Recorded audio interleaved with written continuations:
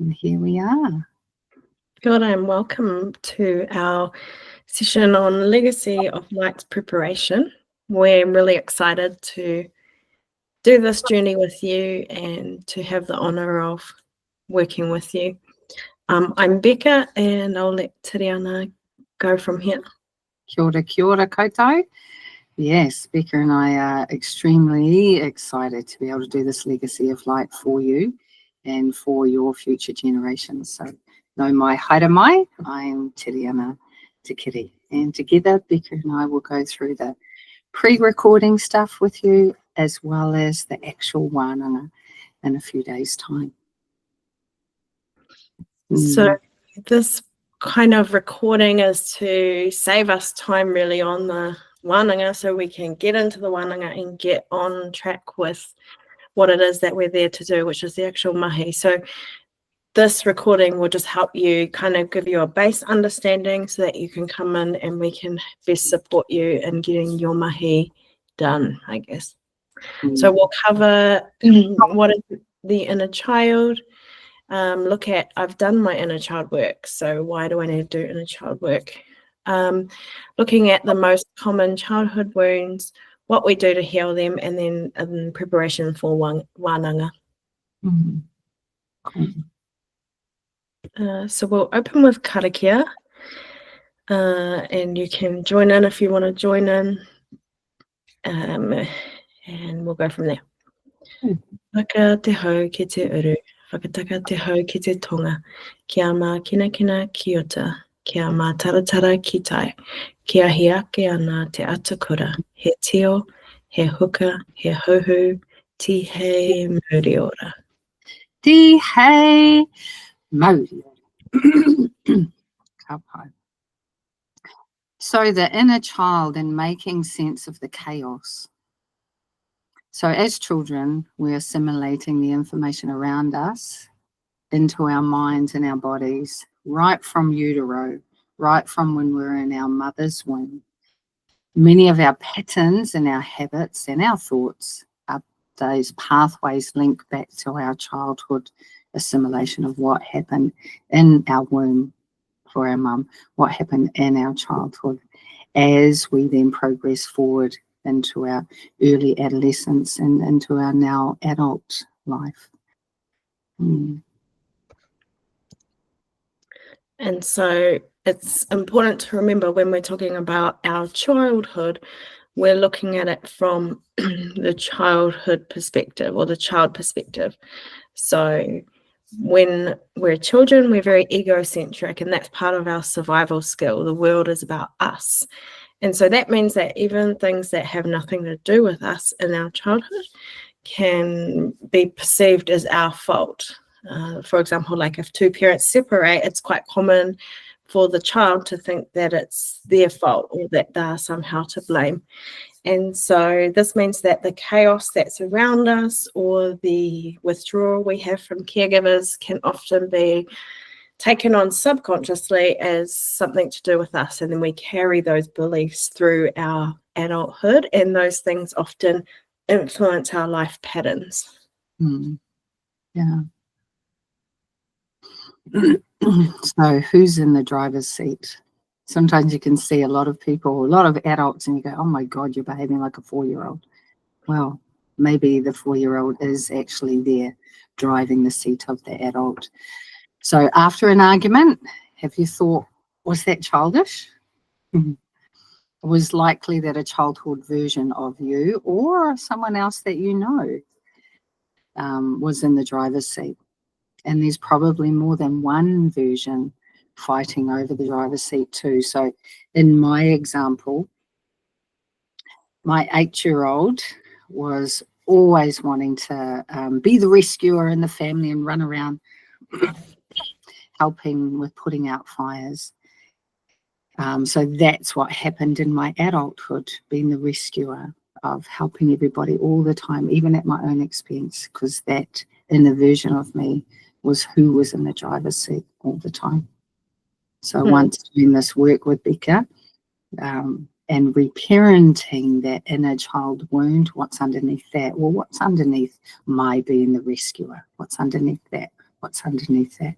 So that will be discovered not only in the one-on-one session that you have with Beka and I, but also developing it more further into the one-on. And sorry, did you mention how many inner children you had? I had 9 that came out to play with Beka and I. And the funny thing was, Beka, I was telling Beka, funny thing was, I thought, no, I've done my inner child work. I've done healing my 8-year-old. But what I didn't realize was all the other versions of myself that had just closed off and shut down. The fight, and freeze. There were so many frozen aspects of myself there. Yeah. 9. Yeah, I had 5, and now I don't have any. I have 1, but she's like very healthy, happy. So we all should have 1 inner child. But what happens is that because as children, you're rapidly going through so much change, and the brain is constantly rewiring, and what ends up happening is that all these different versions of memories install in the brain, and when an experience happens, because we're trying to understand the world, it forms the brain pathway of that's now what I believe. So it's like if you were to put what's an example? It's like oh yeah, that 8-year-old of me being the rescuer. It was all about making sure that the boat that my parents had, the holes in the boat that they were creating and leaving open for all of this water to then come in and then potentially sink us. I was the one going around filling up the holes in the water and rescuing everything because of my own knowingness to keep myself safe. If I kept them safe, then I was safe. If I kept the boat afloat, then we would keep floating and not sinking. So what that can mean is that as you go into adulthood, you perceive or you think it's natural to have these relationships that are very turbulent, or you perceive that you are only worthy of X, Y, and Z kind of love because that's what you deserve, because that's the form of idea and belief you've seen and experienced in childhood, and you've held on to that belief. And a really common one that I had to undo and have worked with clients to undo is around religion. So around, but their belief in God or their belief in how the world works, and then really looking at those and, okay, do I believe that because that's true for me, or is that just a belief that I took on in childhood and have not let go of? Yeah. So when we look at, and if you are working in the healing, teaching, holistic spaces, you'll understand what I'm saying when I say the body keeps score. So often our bodies will store cellular memory and energy within our bodies, and if it's unaddressed or left for too long, then it will turn into disease or pain or long-term conditions. And science is telling us this now of like, yes, genetics and lifestyle play significant roles, but if you look at certain conditions or certain issues, it can often be from a core issue. An example of this would be that in my teen years, I was had severe endometriosis and kind of fibromyalgic symptoms, and I lived on pain medications.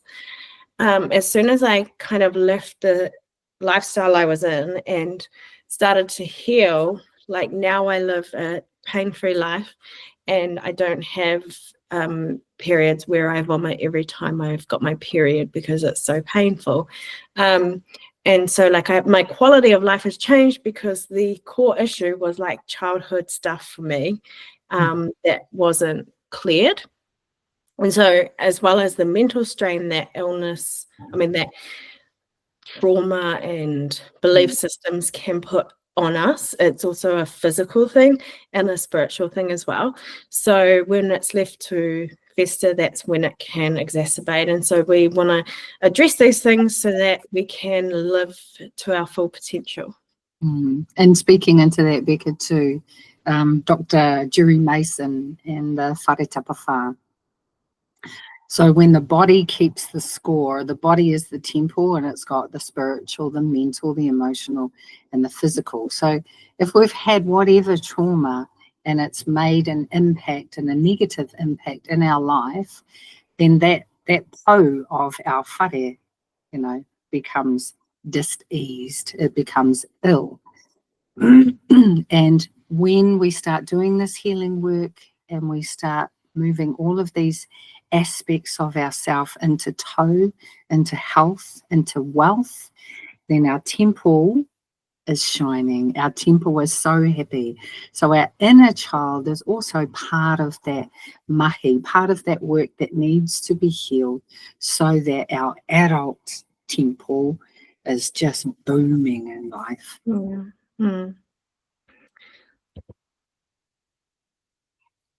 So here on our inner child, the 5 common childhood wounds. So feelings can often be linked back to the core woundings of these 5 things.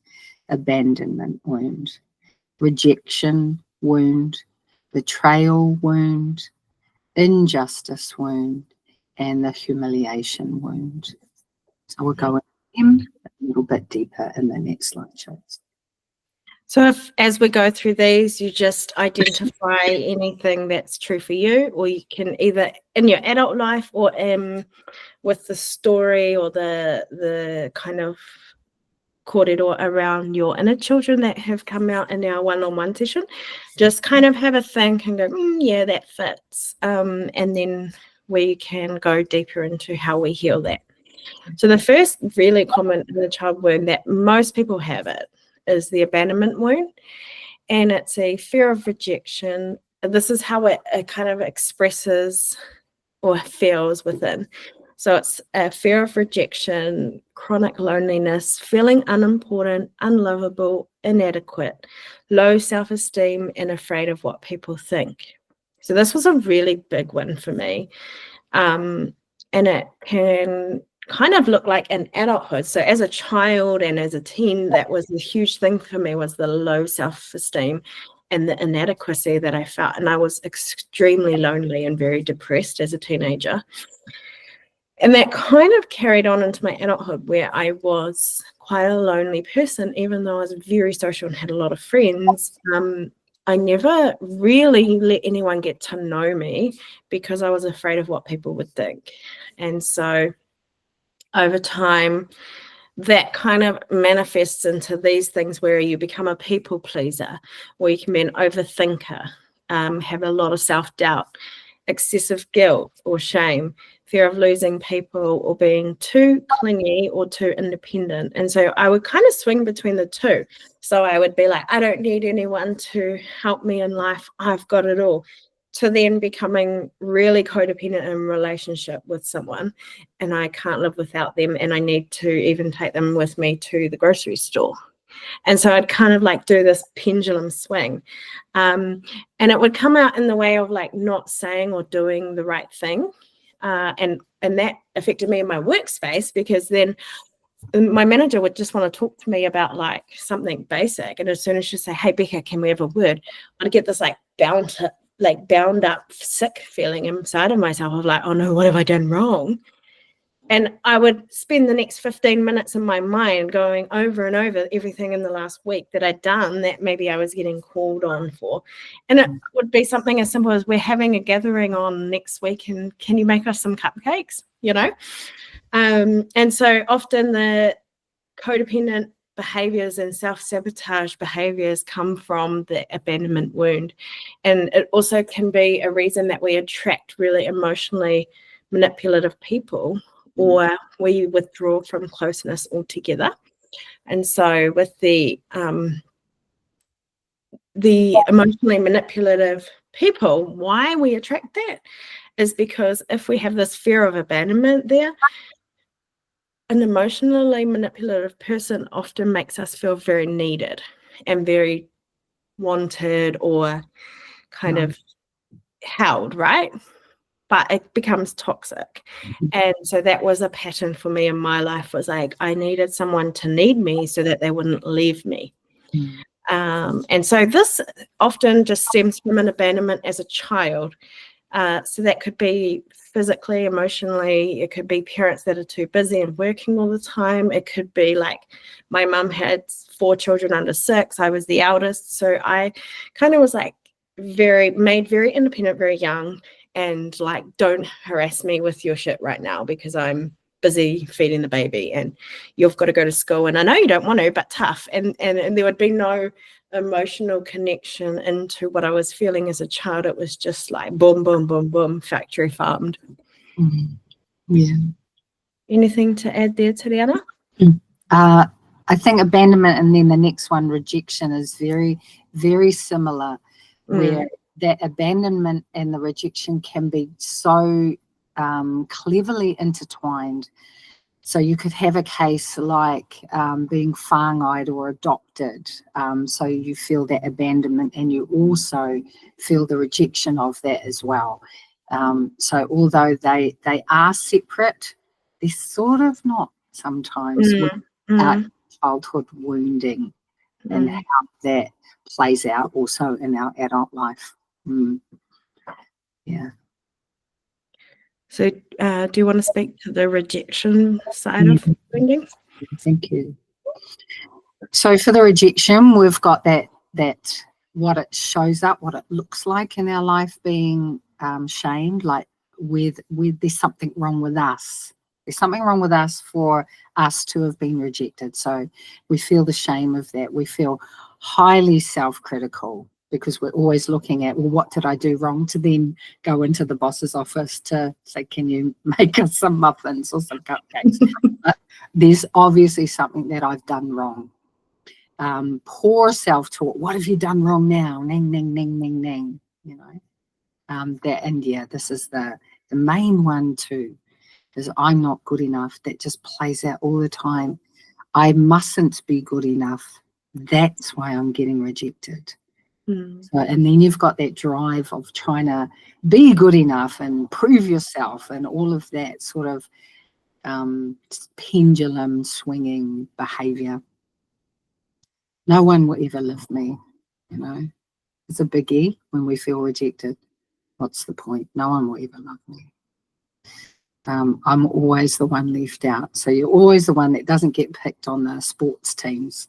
And, you know, it could be something really little, but because of that childhood wounding right in that innermost attitude of us when we're so tiny and we don't have the skills to rationalize anything because our brain is still developing. I'm always the one left out. So in the adult life, what does that look like? How it manifests? Poor trust in others, difficulty in relationships, self-sabotaging, because when you're right, oh yeah, see, they don't love me. Oh yeah, see, I'm not included. So you're always self-sabotaging to be right. Oh yeah, see, like that. Or even can be like, oh no, they don't truly love you. No, they don't truly want to bring over a meal for you or do a they're not truly offering their help and meaning it. Yeah. Or that self-sabotaging talk. Yeah. So we withdraw, we create relationships that are drama and they're full of insecurities. Oh yeah. We've both been there. Laughing at myself. Sensitive to criticism and perceive that criticism. If anyone says, hey, you know, you've done 5 things really good, but this one needs a little bit of tweaking, that's where we focus. Never mind these ones, that's where we focus, because that's banging on that rejection wound. That's what else have we got here, Beka? Can be an oversharer. Oh God, I had this lady the other day. I do also modality, a healing modality called family constellations. One of the students in our class, she said to me, I really hated you when I first got to know you. And I'm like, Really? She goes, you were just such the oversharer, such the loud person. This is what she said. You were just so loud, always wanting to share, and always like, oh, I've got this example of, I've got this experience. Like, you know, look at me, look at me, look at me, because of that inner childhood wound of the rejection. And she said to me, you're so much calmer now. You're so much quieter now. And I'm like, yeah. So when we do that soothing and reparenting of that inner child wound, we don't need to, you know, wave our flag saying, look at me. I'm worthy of being loved. And to me. Yeah.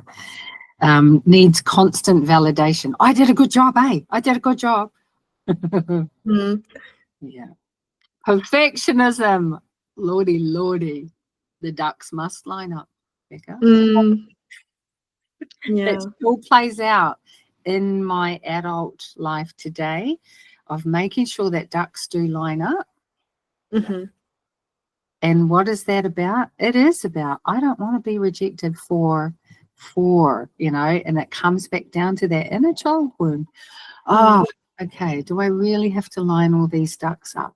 Do I really have to have this control and making sure that A is then B is then C, and all of that behavior that comes into play from that inner child wound? And then seeing it, oh, no, I don't have to line up the ducks. Why do I will take care of that? Oh, that's right. And then calming that inner child of mine. It's okay. Things will work out. It stems from rejection from the caregivers, your peers, your teachers in childhood, the rejection of child identity and personality, or negative responses to your emotions. And beautiful parents of ours, how many times have our feelings been hurt? How many times have we not been heard? How many times can we not speak our truth? Say, Mum, I'm hungry. You can't be hungry. You've just eaten. Oh. Sure, I'm hungry, but I mustn't be hungry because I've just eaten. You know, all of those invalidating our feelings as children growing up by our beautiful parents. Thank you. So one of the other ones is betrayal. And this is common for people who have had really religious upbringings or sexual abuse victims, grooming, that kind of thing. But also just if you perhaps had a mentally unstable parent who overshared your information or breached your privacy, those kinds of things. So a self-view when you have a betrayal wound will be overwhelming guilt and shame and feeling unsafe with your own feelings. So sometimes not even knowing what you feel because you've shut it down so much in order to keep yourself safe. With self-harm and binging, the betrayal wound is usually quite deep, and that's kind of how it plays out because it's a form of self-betrayal. And it needs someone with a betrayal wound will need this recognition, similar to the rejection wound, but it's a little bit different because they have this fear of being seen too. So on the one hand, they want to be recognized, but on the other hand, they have such guilt and shame, they don't want to be seen. So again, that pendulum. So how it plays out in adult life can be really poor boundaries with yourself. And I think poor boundaries with other people, but mostly with self. The overt need to control or a need to be first or most amazing or the best at something, the need to be right. And it can be having difficulty with change. And like I said before, having suppressed emotions. So having shut everything down because you feel unsafe with your own feelings. It can be this need to prove your worth, not only to others, but to yourself. I'm a good person, eh? I'm a good person, eh? That avoidance and numbness, and also can be the hypervigilance, which makes sense if there were things happening in your childhood where you were sexually abused or betrayed, that needing to know what's going on with the situation because nothing feels safe. Yeah, and so it can stem from, and that could be in prying, overstepping privacy, abusing, or becoming emotionally unsafe. Anything to add to that one, Tiriana? Perfect. Yeah. So injustice. This is a biggie. This was a biggie for me too. The injustice of it's just not fair. It's not fair that this is the way that it is and it should be this way. And there's so many examples of what injustice can look like. Beka, you were the eldest child and the youngest child seems to get all of the goodies, or in my case, I'm the youngest child and my siblings were very, very angry towards me that I would get this and I would get that. And so the injustice wound for me was just feeling like such a victim all the time to what the circumstances was. It wasn't my fault that I was the youngest. It wasn't my fault that our parents weren't as strict as they were for the other siblings that they were for me. So how it showed up and how it shows up is that sense of injustice from your own viewpoint. So my own viewpoint was, it's not fair. And then what do I do with that? Like, what do you do with that as a 5-year-old when your siblings are having a big go at you, or even, beating you physically up because I got the lolly or I got in my case, my ears were pierced, and they weren't allowed to have the earpiece. So the injustice of what was just wasn't okay. Needs for rigidity, the perfectionism to feel safe. Boy, that was there all the time. I had to make sure that my bed and my bedroom was immaculately clean, because the injustice of it, if my brother came in and made a huge mess, and then I got the fault for it. So like just those injustice wounds were just so little, but day after day, month after month, year after year, all of those things, they start to pile up. So it can be just one really big injustice wound, or it can be a combination and accumulation of lots of little ones. Anger, mostly at self, but with lashing out, it is also common. Yeah, the little person in me would always want to pick a fight. Like, it's not my fault. I didn't mess up my bed, and I'd be going out wanting to, try and beat up my elder siblings. Like and that one too is quite common in an injustice wound, that because life's not fair and you can't say how you feel and as a child, it kind of like builds and builds and builds and builds. So you're not an angry person generally. You're mostly angry at yourself, and then something will happen. Someone will push you to the edge and you just absolutely unleash, and all of this comes out on them. Yeah, that's right, Beka. So life isn't fair. Scared of authority, absolutely. Boy, were we scared of our dad. If we got out of line, but to stay in that very rigid, this is what it's supposed to be good, was just very unrealistic. And that scaredness of authority, of really speaking out how it was, but the injustice of it. So as soon as you spoke it, then you'd get another bang and then it just built on that injustice all the time. But again, still very scared of authority. How that manifests in our adult life. Difficulty letting go. Oh yeah, like absolutely, of that righteousness of what should have happened and what could have happened but didn't, and that's unfair. Difficulty of letting go. The stiffness, hiding true feelings to avoid discomfort and conflict. Yeah, so I learned not to say anything. I learned not to say how unfair it was, because if I did, then it just escalated the situation even more. Needs to feel worthy of what they receive. Yeah. That was a big one for me in my childhood too, Beka. You should be grateful that you got that softball glove. You should be grateful that you got to go away on that softball tournament. Yeah, the high criticism. Yeah. Difficulty relaxing and comparing self to others. So the difficulty in relaxing for me as an adult was I was always looking at injustices and then wanting to rescue the situation, wanting to fix the situation, wanting to make it right.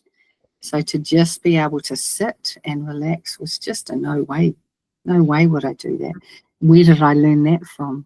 Definitely my childhood with my mum. And she would always go off doing this, that, and the other too. And then not relax, just not looking at some of the stuff that was hidden underneath the carpet, all those injustices. And she'd just carry on, vacuuming over the top. So that's what I learned to do too.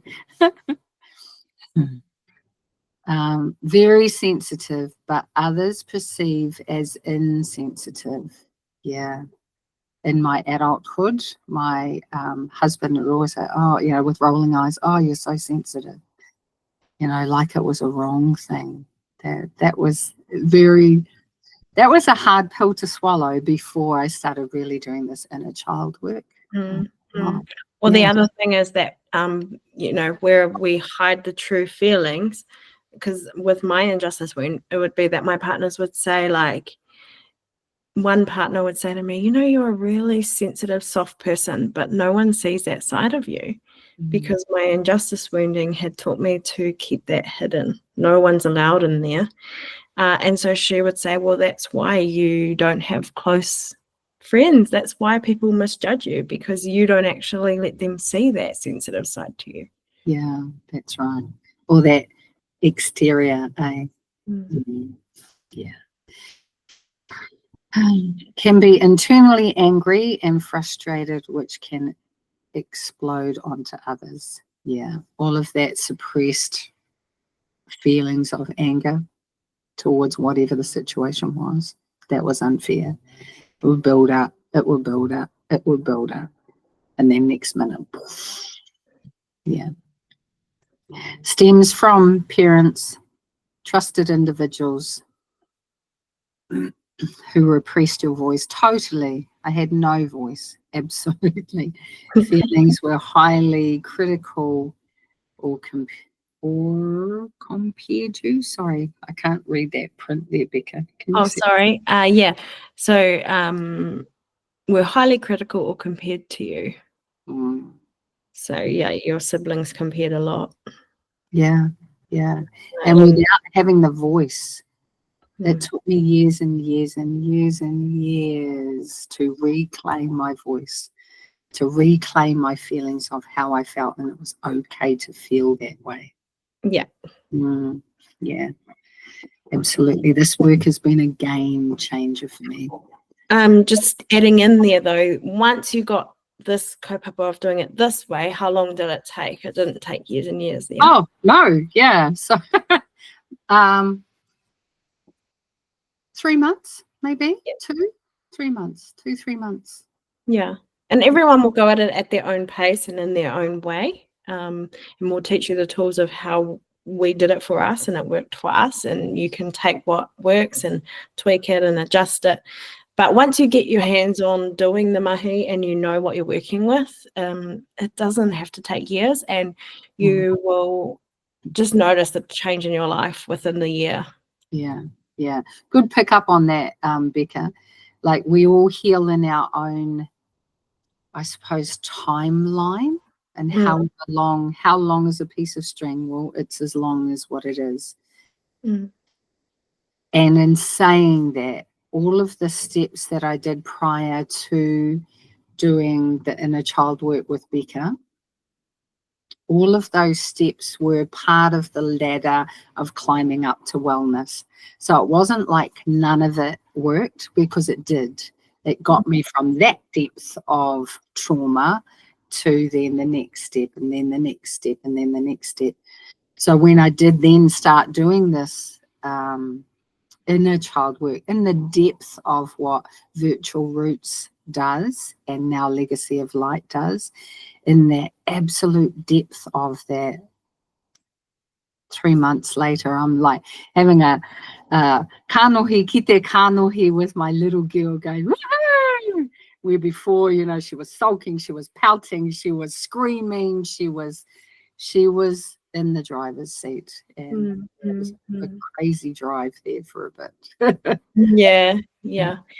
And I think we can probably touch on it here, that kind of segues before we go into the humiliation wound, was something we have talked about together, is about the whānau we're born into, where our soul has chosen, and there's a soul agreement and a contract there. So as we're doing this mahi, it's really important to take the lens of, okay, there had to be some purpose in that somewhere.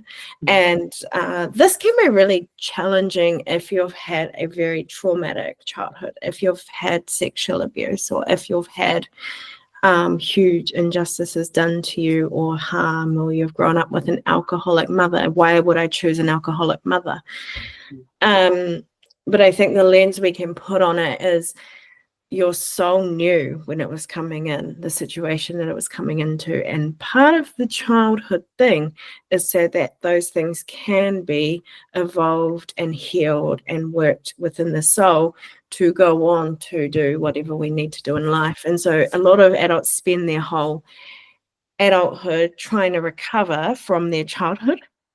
And so when we have this lens on it, then we're not so worried about whether it was fair or not, the family we were born into, or whether it was bad or not, or if we wished we could have had different parents. We can just use the lens of, well, I'm glad that I had it from them, and it must have been, you know, one phrase I used for an abusive ex was like, thank goodness he put his hand up to be that asshole in my life, because without him, I wouldn't have looked at my inability to be true to myself. I wouldn't have looked at my shitty boundaries. I wouldn't have looked at my shitty communication. I wouldn't have looked at so many different things. And by just changing the lens of view of like, it's not fair, why did this happen to me, to thank goodness that happened to me because I am who I am now. Yeah. To add them, Tiriana? Yeah, I was just saying to Beka actually just the other day, touching on that, when I was 33, my first husband died. Prior to him dying, he was my knight in shining armor. And he took me away from all of this childhood abuse with, like so many of us, this once were warriors type background, right? So he took me from that environment, and I was forever grateful to him for that. And when he died, boy, was that the biggest wound of heartache ever. It was the most challenging time in my life, where suicide felt like not the easy way out, but because of all of these wounds in my life, and especially Beka, you mentioned it too about religious trauma. So with that religious trauma also in the back of my mind, like, you've done this and you've done that and you've done this, I really felt unworthy to live, and that the world would be a better place without me being in it. So I was very suicidal back then. I joined this spiritual organization called Sukio Mahikari, and they teach about exactly what you've said, Beka, that you choose the family that you go into. Your soul does have a mission. You are here for a reason, and it's to clean up, and to heal from all of these, not only your own childhood wounds, but all of the intergenerational child wounds of the whakapapa. And when they first said to me that you chose your parents, honestly, I looked at them like, what planet are you from? And I was really triggered by it. Like, who on earth would choose this?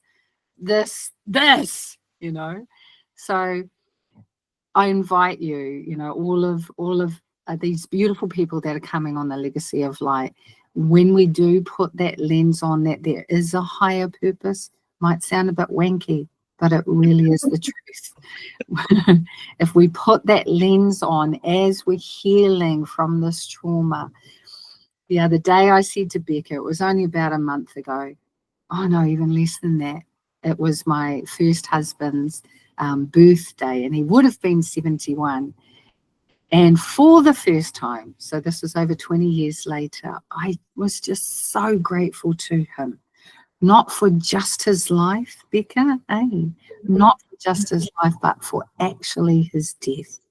Would ever say that I was grateful for his death, because out of that death, boy, did I grow, boy, did I learn, boy, did I then start looking at all of these wounds in here, and then also out into my family, out into the community, out into the hapu and the iwi and our country. And I'm like, wow, this work really can and does make a difference to being really happy. Yeah. So we'll just finish with the final one of humiliation. And that's can be a self-view of a real shame around yourself or your body, and feelings of inferiority or feeling undeserving, feeling unworthy, and with the humiliation when you can struggle to set emotional boundaries because you don't feel good enough or worthy enough, and a lot of self-loathing. And I used to have this really deep for me because I had a really religious upbringing where the way you dressed said something about who you were. So if you dressed immodestly, then you were causing someone else to sin, which then became this whole thing of my body was disgusting and gross. And so I wouldn't even look at my body in the mirror because I would feel this overwhelming disgust at it.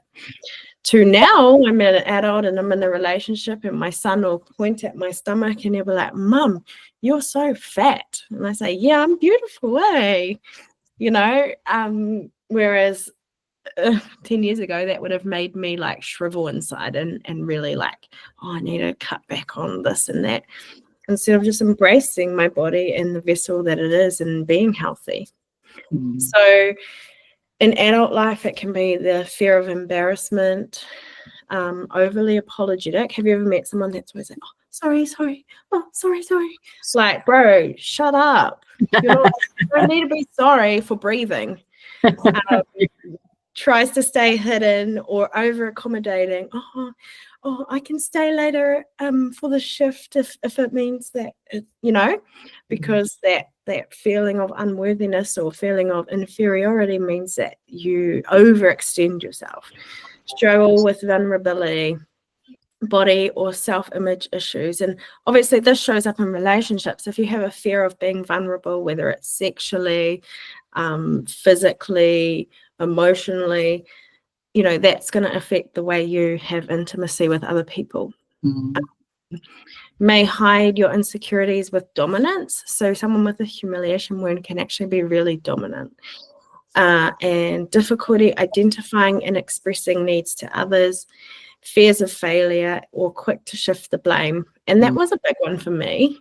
I would always want to put the blame on someone else. And I used to use phrases like, I would blame a lot of shit on my partner. I'd be like, not my current partner, but a past partners. I'd, use them as my talking voice instead of using my own voice. Oh, so-and-so said that they don't want to go to such and such.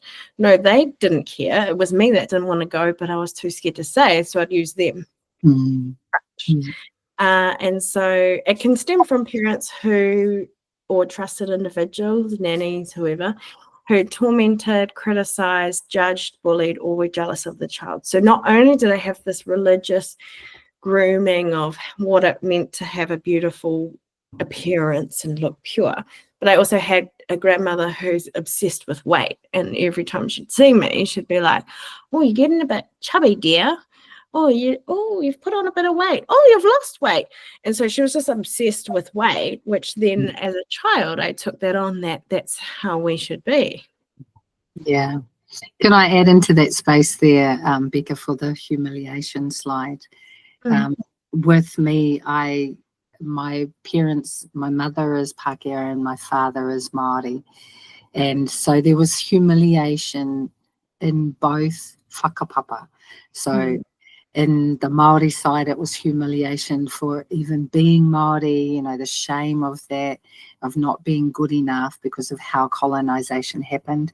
And then with my mother, it was the opposite, but the same of, you know, the colonizer, being the colonizer and being really ashamed of that. And that those two huge humiliation wounds then, you know, became mine.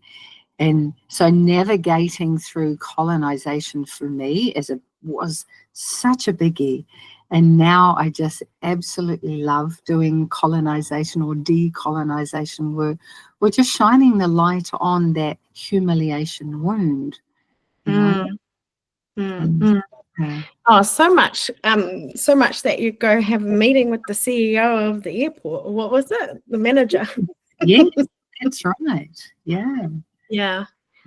So actually you can transition from there, Kari, into mother-father wound, because that kind of speaks into that too, yeah? Excellent. Yes, it does.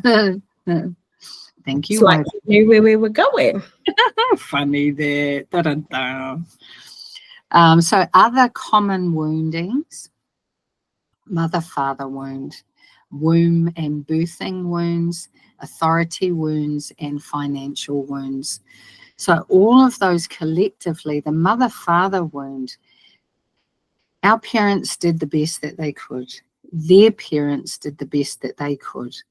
Those parents, depending on where you are on the generational line of how old you are, maybe just came out of World War II, where that was horrific for the whole globe, not just for New Zealand, but the whole globe. So how many of our links to different land whakapapas do we have? How many of our links to different timelines of trauma do we have? So the mother-father wound goes back so far for that intergenerational trauma to come to us. And there is this one soul in your whakapapa that comes in, dun, dun, dun, dun, dun, dun, to be the truth speaker, to be the cycle breaker, to be the, hey, that's not okay. Can we do life differently? I don't want to do life this way. So that mother-father wound particularly will be doing an exercise within the Wananga of Legacy of Light with that, and through our family constellation work and our meditation work. The next one there being wombing and birthing. There's some really big trauma that not only mothers have when they birth their babies, how the body changes, how the trauma of sometimes going into a hospital or just wherever the birth is being birthed, that there could be trauma in around that environment.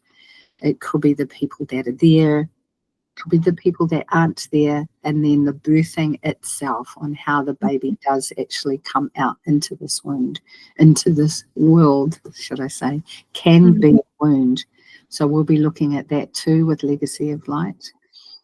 The authority stuff, a lot of that comes down to that injustice stuff when people have had the authority over us, being our parents, being our teachers, being our bosses. There's been a wound in that there isn't this beautiful balance of recognizing each other as beautiful children of God, as divinity, as divine beings. There's been this discord, and within that discord is, you know, it's been a lot of kaka happening in that space. And of course that comes down to financial as well. There's some really big financial woundings and injustices that have happened in the world that then create all these add-on who's who's driving our waka. And the financial one can even be, the financial hardship you experienced in childhood or your parents' relationship with money. But it could go as the same with the mother-father wound. It could go back to, what was their parents' relationship with money while they came out of the World War. So they were scrimping and scrooging on everything. And that has been by proxy passed down. And that's where, when I was talking about before, the taking on of beliefs that don't serve us, but we don't realize they don't serve us, and we take them on and we carry them through our adult life. Yeah. Ka pai? Ka pai. So a saying that I really enjoy is your mind is the matrix. And lots of people don't like it when I say that, because they're like, no, the matrix is the matrix. But my sort of view is that we build our own mental matrix based on our beliefs and our past conditioning. And so many of our lower frequency vices stem from childhood experiences and the stories we created. Some of them are coping mechanisms, and others are forms of escapism. That's very common with addiction or suppression of how you feel is like a coping mechanism. And so it's recognizing that the matrix is in our mind, which is the first step in our conscious creation. And so with the virtual roots, which is where these slides are borrowed from, and then virtual roots birthed Legacy of Light, we look at in virtual roots, how do we clear all that shit to then go into the conscious creation? And what does conscious creation look like? How do we take our lives from feeling like the monotony of life and feeling the rigidity of the matrix, which is in our mind, to then living life in flow and accepting the way that life is going for us, and knowing that life will work out for us in the way that we choose it to. Yeah, that's right, Beka. All those self-limiting beliefs of, oh no, I can only do this because da da da da da. Oh no, I can only do that because da da da da da. And we're not. This is what we can do. We can break out of those matrices that we've put in the mind. So one for me was around the type of mother that I have to be, and looking at, okay, do I want to be that mother? Does that serve my children to be that kind of a mother? Or do we need to take a step back from that and just change the whole way that we approach it? And so many of us as young adults going into one day when I'm a mum or one day when I'm a dad, I'm never going to do what my parents did, X, Y, Z. When we are resisting and denying what is, and we're still fighting against that, it's still in our energy, it's still in our ahua, it's still in our family system. So within not only Virtual Roots course with Beka, and the Legacy of Light course, it is re-parenting that so that we're at peace with what did happen. Whether it was right or wrong, good or bad, that we actually include instead of excluding it, because what we,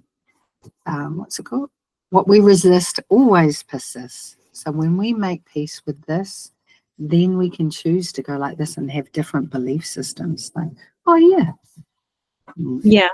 And just touching on the what we resist will persist, that's where you see the chaos in our adult lives of choosing shitty partners, of putting up with bad friends, of having addiction, of all the different vices that we take on. It's not until we address and release that then that's no longer in our field, our energy field. Our te whare tapawha can then stand differently. Right. And those people that have come into our lives, I wouldn't have thought about thanking them, not one iota back before. But now I really truly can thank them. This is the wound, and they're going, hey, you need to look at this. So all those shitty partners that we've picked, all of those shitty bosses, blah, blah, blah, blah, blah. They're the ones that are helping us crack open that until it is healed, until we do that. So, oh, thank you. Didn't like it at the time, but thank you. Yeah.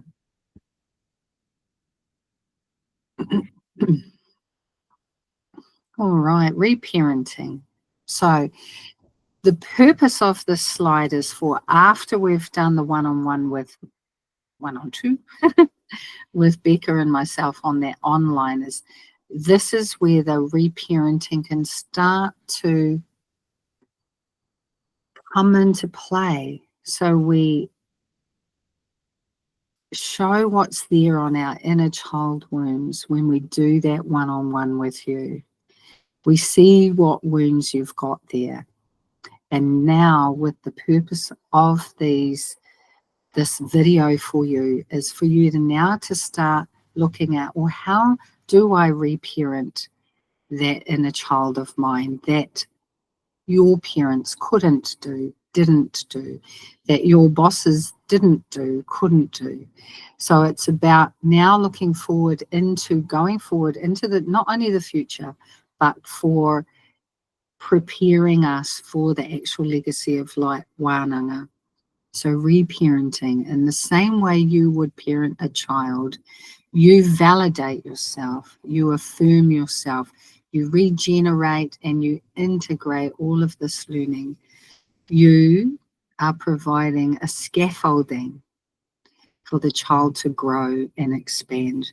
So this adult version of you is now going into these inner child wounds and doing the afi, doing the support, doing the listening that we weren't listened to at the time. We are the ones responsible for healing this person. We don't go out into a relationship to heal this person. We are the ones that heal this person. So in the validating phase, it's really about showing up as the adult to the inner child and saying, hey, it is shit that happened to you. It is shit that your sister always got favoritized over you. You know what? I see you, and I'm here to hold you now, and holding them, Then it's saying, even though that happened, we're regenerating new thoughts, right? Even though that happened, you are still worthy of being loved and held, and I'm going to hold you. Even though you felt like you weren't good enough for your parents, you're good enough for me. And you know what? You go on to be an amazing wahine toa. So you just sit here and I'll hold you. And going into those moments and feeling into it, and then integrating it. So every time something comes up of, oh, that wound is triggered within, oh, they've triggered, someone else got picked for that promotion instead of me, that's triggered my inner child wound of your sister was always favoritized. Then you go, oh, look, I see that hurt you, whatever your inner child name is. I can see that hurt you because it reminds you of the time that your sister was always picked. It's okay. You're still important to me. And just going over that around and around until one day this version has grown up and they're gone. Yeah, that's right. And adding into that, our beautiful wahine toa, it is for our tāne too. It is for our tama. Our tama hurts as well, and it's our tāne that reparent back into that young boy, into that baby boy as well. Yeah. And we, I guess I said wahine because most of my work is with wahine, but we have had tāne come on our Wananga and have had life-changing experiences with that too. So aroha mai for excluding. So to talk into this is an example of one of my inner children that I had, and her name. So we give them the names just to make it clear in our mind, right? And just to kind of personalize them. So Amelia was this one, and she was, her core wounding was humiliation and rejection. And so this is how it showed up in my adult life. My whānau were going on a camping trip, and we were all invited. I didn't want to go, but I felt like I should go. And when I really felt into it, the reason I didn't want to go was it was my inner child who was freaking out. My adult self wanted to go, of course, but my inner child was freaking out because of the way that family have treated me in the past and still treat me in a way, and my inner child. And so I was saying to my inner child, Katipai, you're okay, I've got you. And she was saying to me, you do not have me. You're such a fucking liar.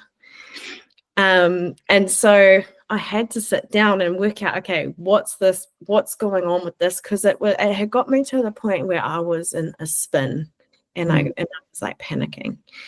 And so when I looked at the feeling, it was wishing that my family accepted and wishing that they understood me. And so how do we change that from, if we just sit in that wishing that they understood me, wishing that they accept me, that's never going to change. The fact that they are where they're at is where they're at. Yeah? So the only way that we can fix it for ourselves is to fix how we perceive it, how we change it. So I transmuted it into acceptance of myself is more important, and understanding myself and my higher role and purpose in life.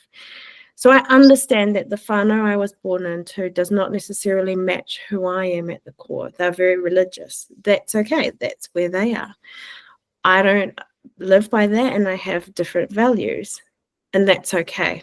That's part of my journey in life. But it's more important that I accept who I am in the inside than sacrifice who I am in the inside just for their acceptance. And so the insight that came to it was realizing that their perception of me isn't reality. It's a version of their reality, and I have my version of reality. The second feeling was around wishing that I wasn't such a disappointment and wishing that I wasn't this burden of shame. And so I had to look at that. Okay, what's that about? And for those of you that don't know, or you won't know, I was raised in this religious family. At 19, came out as bisexual. At the time, my parents weren't okay with that. I had a girlfriend. I had to leave home and didn't have a relationship with them for 7 years over this. So, and it was like the greatest sin. I think they would have rather I got pregnant at 14 than be in a same-sex relationship. It was the greatest sin I could have ever done. And so this shame carried on and followed me right through until I was like 28, which then after relationship failure and them watching me from the outside, judging that, felt like, oh yeah, you're just the fucking black sheep. You're such a shame to this family. And so what I had to transmute that to is others' disappointment belongs to them. I do not own the guilt or the shame or the disappointment. If they have that, then that's them. I'm clearing my own judgments of myself, and I'm allowing the unacceptable versions of myself to be seen. So if they've got a problem with who I am, Katipai, that's theirs. I will not sacrifice who I am for their own shame. To not be a shame to them. And so what I then kind of realized was that my own mother's wounds of I never understood her, I wasn't a good enough mum, those were playing out in my own son. So he's on the spectrum, and I was in this real hard time with him of he was lashing out. I wasn't doing a good job parenting him, and I was going on the same racetrack, right, of I can't understand him. I'm not a good enough mum to be his mum. Or I think maybe I need to put him in care with someone else because I'm not doing a good enough job. And so this own blame was then reflecting in my own parenting journey. And so once I was able to reclaim my power with my own family system and in myself, then I was able to reclaim my power in my parenting, and my son's behavior actually started to change because he was just feeding off my energy to him, and he was just allowing that to surface and come up.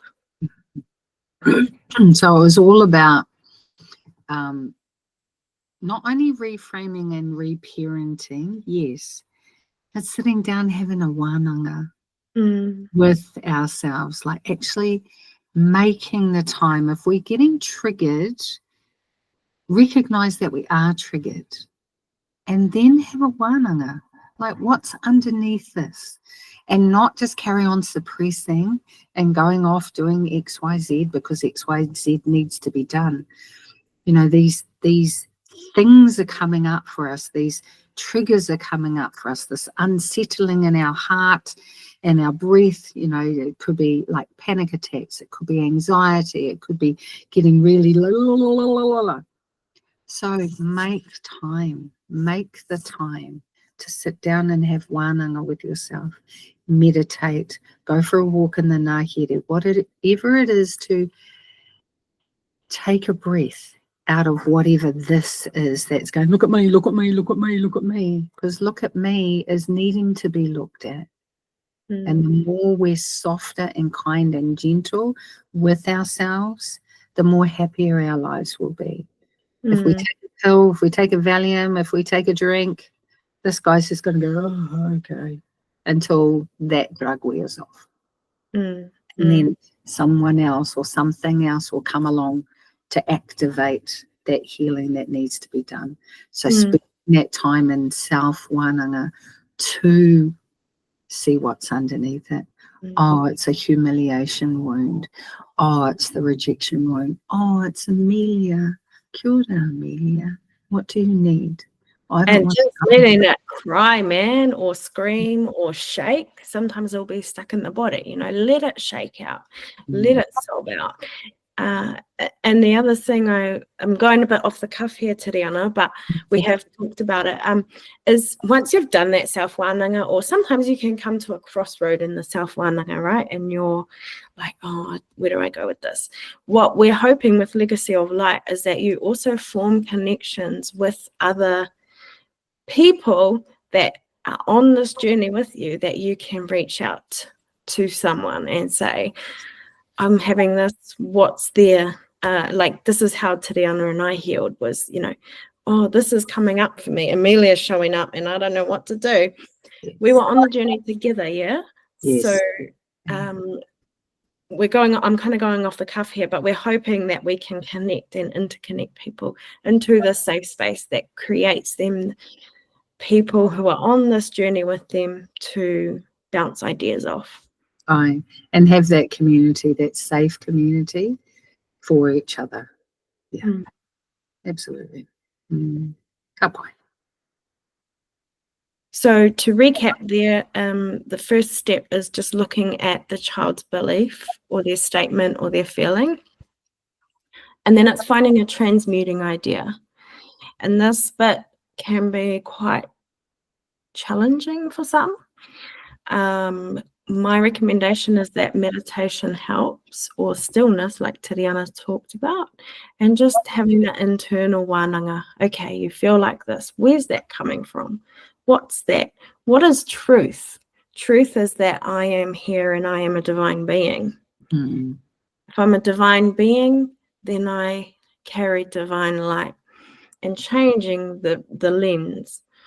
And then any additional insight. What else? How else is it showing up in your life? How else can you change that? How else can you reframe that? And one of my greatest beliefs is that if we can master the mind within, then everything else around will flow. If you are toe within, then everything else externally is toe. And I was saying this to a friend who, she came over the other day. She was like, how is your house so tidy? Like, you have 2 little children and they throw food, they're fucking feral. And how is your house so tidy? And I said, you know what? If you had seen my house 5 years ago, 4 years ago, 3 years ago, 2 years ago, you would have been like, oh my God, she lives in a shit pit. But it's because on the inside, I was in a shit pit. And so it's when our internal is worked on, then it starts to reflect in our external. Our friendships are greater, our colleagues like us better, we like our colleagues better, our homes are nice and tidy, our financial systems have improved, all those kinds of things. Absolutely. All that whare tapawha. Yeah. The whole caboodle. The whole Yeah, so here we are, our legacy of light preparation. A legacy for future generations. So the purpose of Legacy of Light is not only to heal our inner child wounds, but then also to have this springboard, this leap into a life that is going to be so much different, so much more wealth, so much more health, so much more happiness. And what will that create in our world? What will that create for our tamariki? What will that create for our future generations to come? When we do the work now, what flow-on effect will that have for our future generations? That's what we really are so looking forward to in helping this, not only for you guys, but as we do this course, Beka and I learn and grow and learn and grow and learn and grow more and more and more too. With shining this inner light that we have to have these beacons of divinity, you know, for ourselves and for others. So from now into our Wananga, observe without judgment where your inner child shows up. When you start getting this wobble, wobble, wobble, go, oh, I need to put some training wheels on that and affy that without judgment. Make notes if you want. This is really great to look back on. Those of us that like to journal, you know, we can flick a couple of months back, a couple of years back and go, oh my God, look how much we've grown. And like really like pat yourself on the back and high five each other and go, whoop, whoop. And just to add there, for those of us that maybe have our own childhood trauma around writing and reading, another alternative is to make a video diary or voice recording, and you can send them to yourself on WhatsApp, and then go, you know, you've got those things. But also in the speaking out what you're feeling, if you don't feel that safeness to do that with somebody without judgment, to do that with yourself and record it or share it on video it, that kind of helps to process it. So it's a form of healing in the way of processing in the same way that writing would be. Thanks for that, Beka. So take notice of the challenges that you're experiencing in your life. Could be with your work, could be with your own children, your own tamariki, with your whānau, with your relationships, with money, with addiction. So start taking note of that without judgment. And we really look forward to going through this Whatever journey. comes up. Whatever comes up. Yeah. Yeah. It's such an honor to do this mahi with people and to just see them jump off the springboard into a new era. And we've had people do it and say, oh, I want to come back for another one, which is to the point that I said, wasn't the goal to like one and done? But, you know, everyone is on a different hikoi, and it depends where people are in their journey as to maybe they do want to come back and do it again because they only worked with one inner child in that, or they only were working on this area of their life and they got so much out of it, they actually want to come and do it again to experience in this area of their life. Yeah. And That's so... Oh, sorry, you go. Yeah. No, carry on. I often say to my clients that healing is like a lasagna. So you've got all these layers, and it's a little bit like Shrek, like the onion layers. But the lasagna layers for me really gave the context of some of those layers are really manky, and you've got the cheese sauce that's gone a bit yuck, and then you've got the mince underneath that that's gone a bit yuck, and then the next layer of the pasta, and so on and so on. So like all things, you can handle what you want to look at, you can. Yes. And then when there's a layer upon a layer, just be kind and gentle with yourself, that sometimes we just can't eat that elephant in one bite, but we will be able to do the healing that's required just as the time goes and as you need. And also walking away from Legacy of Light with a whole range of tools and wisdom, and also just a greater clarity. And knowing that we will help you to have the tools to do what you need to do in your journey. Yeah. So we look forward to seeing you soon. Yeah. We will close with a karakia and see you all soon. Kia whakaere te tapu, kia wātia ai te ara. Kia turuki whakataha ai, kia turuki whakataha ai. Home huie tai ki e.